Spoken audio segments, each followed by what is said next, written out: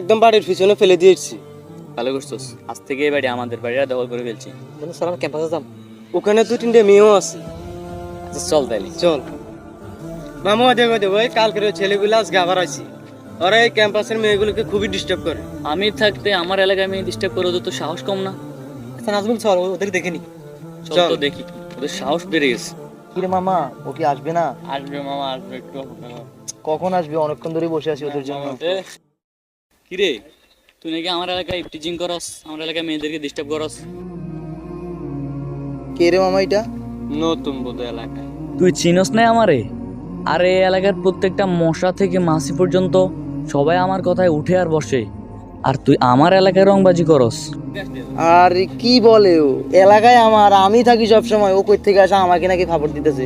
হরিং আইছে বাঘের সাথে পাঙ্গা নিতে। আমার এলাকায় আমার সাথে পাঙ্গা নিচ্ছস? বুঝলাম না মামা, তুই কে রে? পরিচয়টা একটু দে তো। আমি এলাকার বাপ, তুই চিনস না আমার।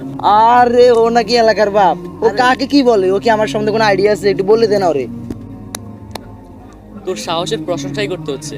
আরে তুই কার সাথে কথা বলস? ওর সাথে কি তো যাই? তুই কে রে? আমার সাথে, আমার এলাকায় এসে আমার সাথে পাঙ্গা নিতেছিস? তোর তো সাহস অনেক বড়।